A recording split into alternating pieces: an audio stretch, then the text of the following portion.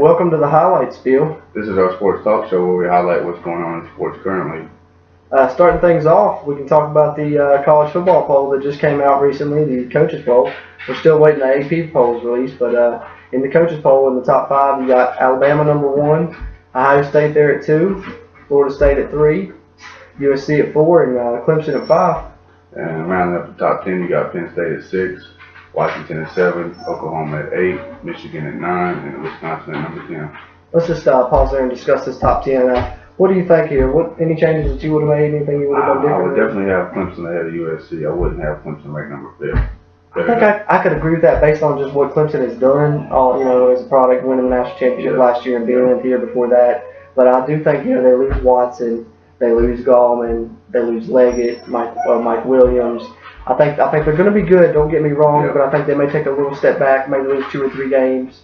Then again, you never know with Dabo Swinney. He works his magic. They could be in the playoff again, but I think USC over them is legitimate. Sam Darnold is going to be the #1 pro prospect at quarterback coming out in the next year's draft, I do believe. Sam Darnold's a great quarterback. And I also think Oklahoma ahead of Penn State. You would put Oklahoma ahead of Penn State, actually? Yes. See, I'm a big Penn State. I think Penn State's really going to do the thing this year. I think that they're going to give Ohio State all they can handle yet again. And I think they really got robbed last year being kept out of the playoff. I think that running back Barkley, I think he's a hell of a player. I think he's a Heisman candidate. And Trace McSorley at quarterback, he's had a hell of a year, and he's a good quarterback. They got a great defense over there. James Franklin's really built that program up well, and I think that they're going to have another great year. And this year they may not be kept out of the college football playoff. Yeah, let's hope not. Well, we'll see. And then continue on with the poll, though, here. 11 through 15, you got Oklahoma State at 11, LSU at 12, Auburn at 13, Stanford at 14, and Georgia at 15. And then 16 through 20, you got Florida at number 16, 17 number Louisville, 18 Miami, 19 Kansas State, West Virginia rounded up to number 20. And then rounding out our top 25 here, we got South Florida at 21, Virginia Tech 22, Texas is at 23, Tennessee 24, and Utah at 25 to round it out. My thoughts here, 10 through 25 as I look through these teams. Oklahoma State, I think, is a team that is a top 10 team to me, even though they're here at 11. I don't know what the people is going to say. I don't know what they're, but Oklahoma State, I think, is going to be the team to beat in the Big 12 this year, basically. I think this is the year they take that step above Oklahoma. I know Oklahoma's won the, 10 straight Big 12 championships, I think, 11 maybe. But I think Oklahoma State is going to maybe do it this year. Mason Rudolph is a great quarterback, a Heisman candidate. James Washington, great receiver, a Heisman candidate. Mike Gundy always brings it, and they're going to bring it again this year. I think Auburn also is a top 10 team. You got to look at John Franklin's body of work. John Franklin, he went to the perfect situation there with Gus Malzahn in that offense he likes to run. Because John Franklin's a hell of an athlete, hell of a runner, and they spread it out. And they spread it out, and they run the football. Yeah, that's what they do. Quarterback runs, and that's Gus Malzahn is one of the most innovative offensive minds in the game at different ways of running the ball and making the same play look different. He'll run the same play 4 or 5 times at you, but you can't do anything about it. He's getting 4 or 5 yards a pop. What about Louisville at number 17? I think that's a little rough. I think Louisville's at least got to be a top 15 team in my mind. I think Lamar Jackson, man, that's just a hell of a player right there. Lamar Jackson, he's got as good a shot as anybody has here recently of going back-to-back. Yes, sir. He's the favorite, I think. Going in, it's Lamar Jackson and all the other names. But we'll get to that Heisman talk here in a minute. But I'm telling you, Louisville, I think they're a little underrated. With Bobby Petrino, he came back and looking just like they did when he was there the first time. Brian Brom and Michael Bush and those guys. He's got him going again. What about one team that you think shouldn't be in the top 25? That's in the top 25. That's in the top 25 that shouldn't be. I think you almost have to say Texas, just because I agree with Texas being in there, because I do think Texas is going to have a good season this year, 7, 8 wins, something like that, because Charlie Strong left a loaded gun there for Tom Herman. The barrel's full, full of talent there at Texas. They get the big time talent, and Tom Herman's a hell of a coach. He's going to do a good job there. But I think it's kind of just they're there because they're Texas, and everybody's predicting that they're going to be good. So they're like, okay, Texas tradition, I'm going to have them in there. I think you could maybe take them out. The other names I can pretty much legitimize. I would take Tennessee out. Really? Butch Jones hasn't been doing too well in Tennessee, and they just lost Josh Dobbs. They lost their running back. That's true, but they had a good year, some year. But Butch Jones, I do agree. Butch Jones hasn't really been exactly what they wanted to. I think this is the make or break year for Butch Jones this season. I think he's gonna have to do it, or they may make a change mid-season. You know the way college football is now; it's nothing for a coach to get tossed out mid-season. You know, so who knows? Butch Jones has got to get it going now or never, I think. And Tennessee's that team that you look out and they can be great, or they could be who knows, you know. Top of the line, bottom of the line. Looking at this, I think Kansas State over West Virginia. Of course, I'm biased, but I think West Virginia, you know, they finished tied for second in the Big 12 last year. They don't return a lot on defense, but they return the exact same amount of starters they returned last year, and they ended up with the number one defense in the Big 12. Last year, they returned 8 starters, number one defense in the Big 12, scoring and total defense. And then this year, they're returning only, losing 8 starters. And so, I think it's the same thing. I think it's Tony Gibson's system, and they're reloading. They're not bringing in freshmen and stuff. These are guys that have been in the program for 4 or 5 years. And I think West Virginia is going to reload and have a better quarterback this year, too. And so I think that I'd like them higher over Kansas State there, but that's about the only change I'd make there, 15 to 20. And 20, 25. I can't really disagree with anything there. So not bad, but I think there's some teams in the top 25 that are going to surprise you and end up near the top 20, near that top 5, top 10 range. Towards the back. I look at these teams like Georgia. Who's the sleeper? Jacob Eason, Nick Chubb. Nick Chubb's a Heisman candidate. Jacob Eason's got a cannon he showed last year stepping in there. Teams like Miami. They played West Virginia in that bowl game last year and they beat the heck out of us. And a lot when I seen them in that game, a lot of the guys that was making plays was redshirt freshmen, true freshmen, sophomores, and they're going to be good for years to come. That receiver, Amon Richards, man, he's special. He's fast. He's going to be a great player. Louisville should definitely be, by the end of the season, should be up in near the top 5 area, because last year they were flirting around the top 5 all last year. They cracked it a couple times. It's just are they going to take that next step up? And they need more than Lamar Jackson to step up too. Exactly. They're going to have somebody else. Maybe the defense is going to have to take that next, just go to another level, or they're going to have playmaking wide receiver, somebody just really step up so that they can't just focus solely on Lamar Jackson. But that rounds up the top 25 in the college football rankings. Yeah. Let's talk about some big matchups in Week 1 of college football. We got it coming up soon, about less than a month away now. Actually, teams have already started camp. It's getting close to that time. NFL preseason will be starting here soon, but college football, there's big matchups in Week 1. Some top 25 matchups, even top 3 matchup there. Alabama and Florida State playing out there in Atlanta, Georgia. That's going to be a heck of a matchup. What do you like here? Who do you like? I like to see Alabama. Jalen Hurts. You seen what he did in the national championship game. He took him down there. Everybody thought was a game-winning touchdown, but the defense let him down right there. But Jalen Hurts will definitely have that one. Jalen Hurts is impressive. He's gave Alabama another dimension they didn't have before. He's kind of made Alabama roll with the times, get with the times, and go with this more spread attack with the running quarterback and stuff. And it's made Alabama downright just scary, frankly, because they still got the power aspect to them, and they still got that awesome, amazing defense every year, and they can still shove it down your throat. But now they say we got this quarterback that if you're going to blitz us and Mike us pass, he can take off on it and run for a 90-yard touchdown. Don't get me wrong. It's really scary that Alabama has that. They're not going to dog or beat the heck out of Florida State, though. It'll be a good game, but Alabama will come out on top. I agree. I think it'll be a good game, and I just want to shout out that in this game, it's kind of a good game for if you're a West Virginia fan, too, because Florida State's head coach Jimbo Fisher is his home state is West Virginia, and then Alabama's coach Nick Saban, his home state is West Virginia. So maybe a win-win if you're a West Virginia fan, but I'm gonna have to agree and say Alabama comes out on top of this one. Florida State got some weapons. DeAndre Francois, the quarterback, he's gonna be have a big year. He's a hell of a player. But I think Alabama's just going to be too much. I think Alabama, we'll probably see them back in that college football playoff again this season. They're going to be hard to stop. Another good matchup is a top 25 matchup with number 16 Florida and number 9 Michigan in Arlington, Texas. I'm excited to see that. I think that Florida may surprise some people. This may be a closer one than some expect. But so you got Michigan winning. I'm going to still have to roll with Harbaugh. That defense is amazing down there. Even losing Peppers and stuff, they're just going to reload. and they got other guys coming in. They still got the playmakers on offense, and Harbaugh's going to have them ready. And I think Florida, they're bouncing back. I think ever since they lost Greer, a while back, it took them a while to get back, but now they're coming back. They're on the way back up. McElwain's done a good job down there. And McElwain with the W, Florida. And Heard here first. Really? Yeah. You said is is that your upset? That's your upset pick of week 1 there. They on the up. They on the up. You just said they on the up. They are on the up. They're on the up. Right? So I like it, but I'm going to stick with Michigan in this one.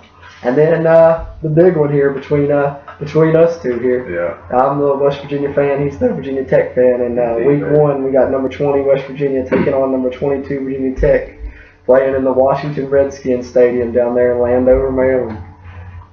Just tell me, what can we expect from Virginia Tech, folks? Well, you can expect some good defense, some hard hits. You ain't gonna let Will Greer get out of control like everybody thinks. He probably won't have over 300. Probably 2 touchdowns, maybe 1 run, couple picks. Offense, I mean, we're rebuilding on offense. We haven't named a starter yet, but we got a couple good ones. Just depends how we get it going, how it fits in the offense. I see what you're saying. I will go ahead and say, Fuente did a great job there in his first year. They lose Evans, the quarterback. They lose the running back. They lose Ford, the receiver. They lose the tight end, Hodges. Mm-hmm. They lost the fullback, I believe, as well. Lane, I think his name was Sam Lane or something like that. They lost him. But that defense under Bud Foster is always stout. Always. They got 2 of the probably top 10 corners in the nation, one of the top linebackers, a couple of the top safeties in the nation, one of the top ones for sure. And that defense is going to be good. Mm-hmm. Virginia Tech will have a good defense, and I think they're going to have a good year if their offense can keep up, can score with it. It's a little iffy right now. The thing is that in this game, I think West Virginia has a lot of weapons, and I think that they're going, as good as Virginia Tech's defense is, they're going to be on the field a lot, because I think West Virginia's defense is always going to be good under Tony Gibson, and Virginia Tech's offense is going to be just starting off in game 1 with all these new pieces. And so they're going to be defense have to be on the field a lot. I think they're eventually going to get worn down, and I don't think Virginia Tech can score enough points to keep up with West Virginia with the weapons they got. I agree with you with Greer at quarterback, Crawford at running back, 2 solid backups, McCoy and Petaway, great receivers, Seals, Jennings, Marcus Sims, Javon Durant, Karan White. I just think there's too many weapons there, and West Virginia's going to outshoot them. I'm going to go prediction 31-14. West Virginia takes it down there in Maryland. I got my prediction 27-23 Virginia Tech. I like it. Not bad. Let's talk about some of the top players this year. Some of the early Heisman favorites in college. Well, we got Lamar Jackson. You know him. Obviously, everybody should know him. The Heisman winner from last year. You got Baker Mayfield, quarterback from Oklahoma. Mason Rudolph, Oklahoma State. Jalen Hurts played the national championship game last year against against Clemson. You've seen what he did. Then you got Nick Chubb, the running back from Georgia. Chubb's good. Jake Browning from Washington. He's Washington had a solid year last year, man. I don't know too much about him. I think that Jake Browning is a real big sleeper. Then you got my favorite, one of them, other than Lamar Jackson, you got J.T. Barrett. I think he's going to come back out and have a strong year just like he did 2 years ago. It's his senior year, so he may come out and bring it. But I'm just a guy I've never really been sold on J.T. Barrett. I think he's a heck of an athlete, freak athlete, awesome. But I've just never been sold on him as a passer, Yeah. Some people say he's really improved, he's getting better, and I think that they're going to have a good year. Don't get me wrong, Urban Meyer does his thing, that offense is going to put up numbers regardless. You mentioned somebody earlier, Saquon Barkley from Penn State. You mentioned him, how good he was going to do. Yeah, he's a Heisman sleeper. I think another guy you could throw in there is James Washington, the receiver from Oklahoma State. He could be up there just with Mason Rudolph, the quarterback. He can have a big year.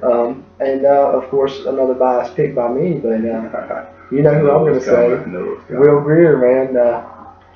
Listen, the man was in the SEC as a freshman, started off 5-0, as a 5-0 as a starter, 6-0 once, leading the team.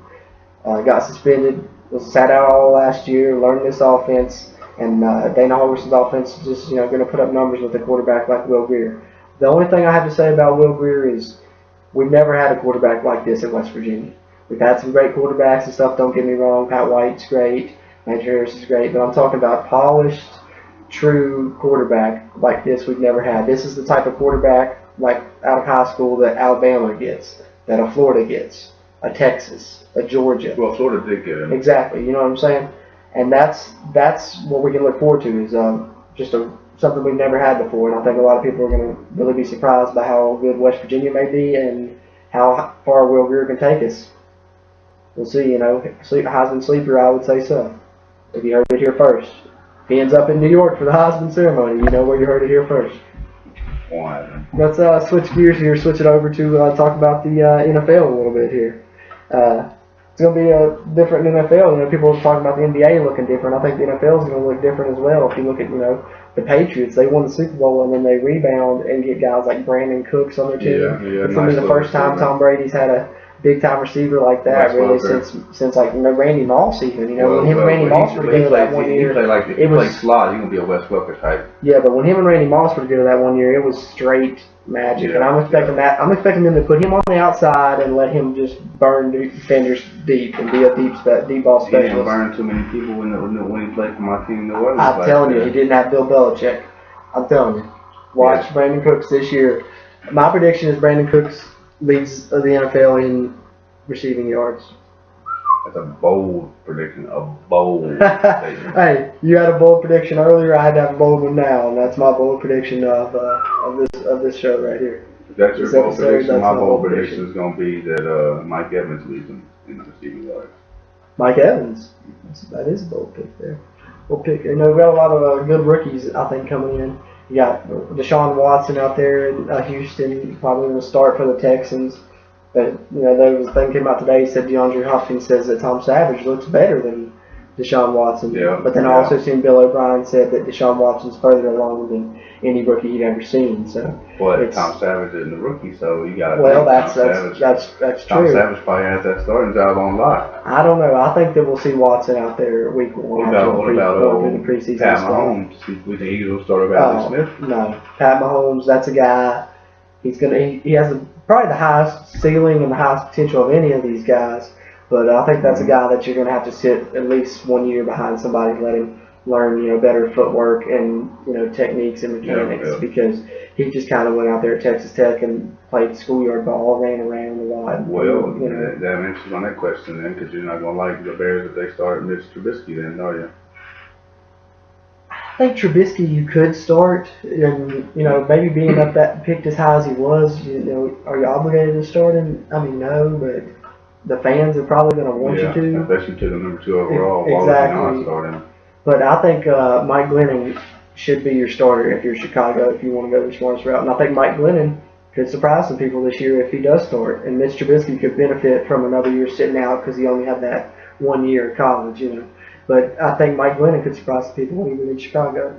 Your favorite before the season starts, your favorite rookie of the year candidate early. It's going to sound like a biased pick coming from a Panthers fan, but Christian McCaffrey. I was not sold on this guy when we drafted him. I wanted us to take, Fournette or somebody.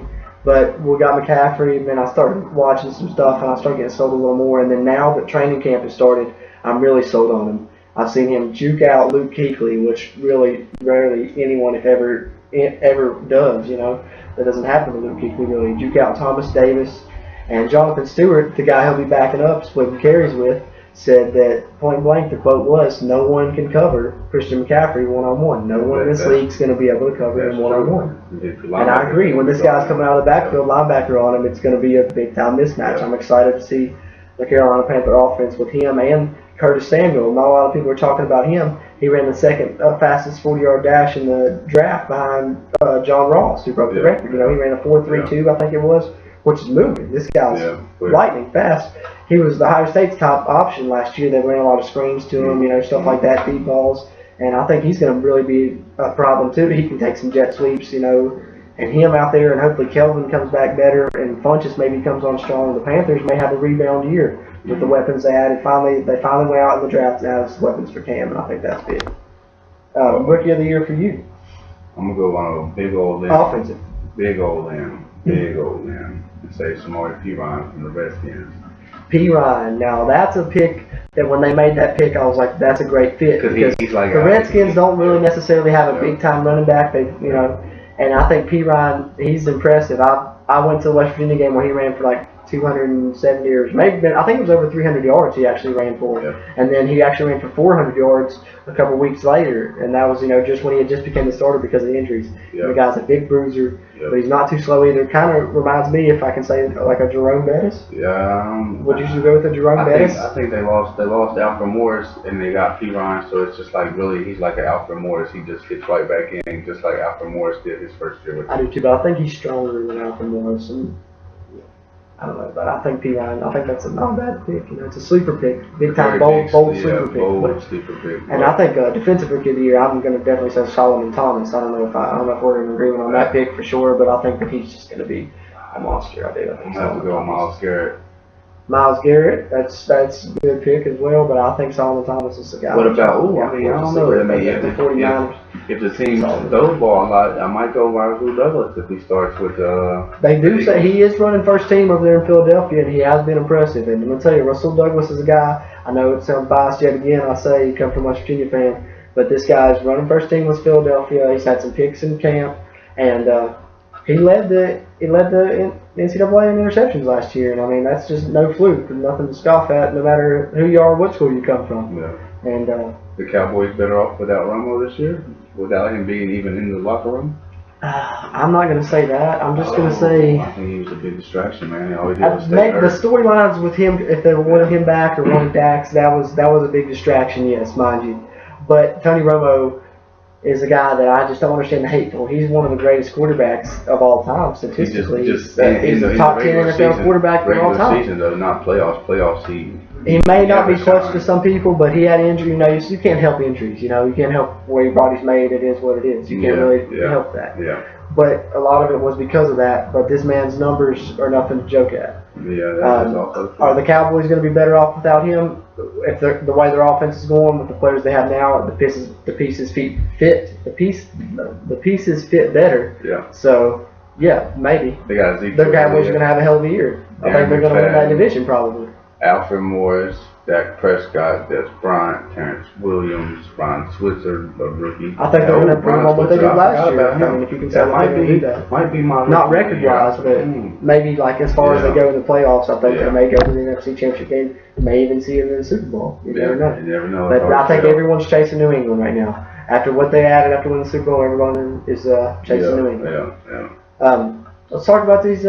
Switch gears, talk about the NBA right now. How about some of these big contracts we've been seeing? I mean, I can't ever remember seeing contracts signed this big in the offseason. Well, James Harden getting 223 million or something like that. I see the thing is like he's going to make in the year 2020 or 2021, wherever the last year of the contract is, he'll be making $530,000 some dollars a game. Sheesh. I mean, that's ridiculous. That's unheard of. Yeah. And it's just, the NBA is going to look a lot different next year. What about him and Chris Paul getting together? That's going to be a nice little tandem. Some people say it may not work. I think it's going to make them really competitive right there. I think next year is going to be a big year because the NBA is going to get competitive again. I think there's going to be competition on East and West. Next year may be the year LeBron gets confirmed. Because I don't know if he's going to, let's talk about this Kyrie situation while we're talking about the LeBron. Yeah, the Kyrie situation right now. Where is he going to go? Is he messing up asking for this trade? Is he helping his career? Hurting it? He's messing up. Why would you not want to continue playing with one of the greatest of all time, if not, in some people's opinion, the greatest of all time? You might be tired of playing in his shadow, but Pippen probably never got tired of playing in Jordan's shadow. Why? Because they kept winning rings. Granted, Kyrie might be mad because they lost the ring, but get it together, kid. You're playing with one of the greatest. Yeah, that's what I tend to agree with that statement. I think that it could be a move that takes his career to another level possibly, but it also could be a move that damages it maybe, forever. I think it's going to damage him because if he goes to the wrong team, exactly. Who knows where he's going to fit in. But I'm with you. LeBron probably has, maybe 5-6 years left at the most, something like that, 5 to 7 years. And Kyrie, you've got, 7 to 10. And so if you can ride out with those, maybe get another ring in that time span, at least go to the finals a couple more times. Why would you not? And then you're the superstar of that team. You are the number one guy there in Cleveland. He was already the number one guy there in Cleveland before LeBron came. He was hitting the clutch shots and stuff. No, before LeBron came, they drafted him. Oh yeah, that maybe adds to why he wants this trade now. He's tired of being if you think about it in that aspect, but. I don't know where he's going to go. I don't know where would be a good fit for him. I think that I think anywhere is a good fit for Kyrie. There's nobody that doesn't want Kyrie Irving on their team. He's a superstar. It's just where it's going to go that's going to not only benefit him, but that's going to create wins for the team and wins for him. And maybe get him back. Is he going to go somewhere else in the East? Is he going to go somewhere else in the East to get back to the playoffs and face LeBron? Now, that would be a hell of a storyline there. Yeah. That's something I'd like to see. Or, who knows where he could go. I would like to see him maybe something I was thinking is the Pelicans. That would be a nice fit. Just him there, Cousins and Davis, because they don't have guards. That's one thing they're missing there. What about Durant telling a fan that LeBron wasn't no way LeBron was better than him? Do you feel that Durant's better than LeBron or LeBron's better than Durant? Because I feel that. I mean, career long wise, I think you have to say LeBron. But right now, at this moment in time, Durant is better than LeBron James. He showed it in the finals. He played better. He made the shot over top of LeBron. And the thing about Durant, people want to talk about he left and his bandwagon and it's bullshit, it's BS that he got his ring and everything like that. But the way I look at it is no matter what way you spin it, no matter what team Durant has been on, statistically and in every way, he's the best player on that team. So how can you say anything? If he joined a team that had 73 wins and then he's the best player on that 73-win team, that more or less speaks to how good Durant is than to how messed up the move was that he made. The goal is to win championships. That's why you play the game. That's why you play the game. That's exactly why. And he won them the championship. He was the MVP. That dagger in the heart over LeBron at 3. Exactly. All right, let's talk about something else that's happening here in about 3 weeks. I think 3 weeks from today, actually. Mayweather-McGregor. It is actually finally happening in the boxing ring. That's going to get going. What do you got? What do you think? What are you thinking? I'm rolling with the money team. Can't go with him. It's Floyd's ring. It's his type of boxing match. We ain't in the UFC. We ain't in MMA right now. We boxing. It's all box. Floyd 48, 49, 48, 49, and over for a reason. Well, it's hard to go against that. It really is hard to go against Floyd. That's why it's nothing I would never bet on this fight, just because I couldn't tell you which way it's going to go, really. But if I was to pick personally, I like McGregor. And let me tell you why I like McGregor. Floyd is more of a defensive fighter. He's going to hit McGregor, but McGregor's going to come at him full force. McGregor is not going to, there's no way you're going to dance around McGregor all night. There's no way. He's going to come at you until he wears himself out or something. But the thing about it is, McGregor is in the UFC. He's getting used to getting kicked in his head. He's used to getting put in submissions, headlocks. So I think just punches to his head is not going to be near as bad for him as he is. He's getting used to getting kicked in his head and everything. So punches and stuff aren't going to affect him as bad as it is when he comes at Floyd.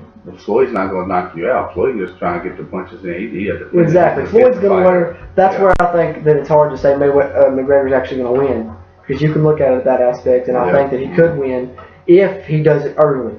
If McGregor wins, it's going to be because he does it early, because he's going to come with his force. And if not, if he doesn't do it early, Mayweather's going to wear him down and win by decision, or he's going to be wear down to the point where he's going to catch him with his guard down, and he's going to get one clean shot and knock him out. Well, you seen what Mayweather did to that.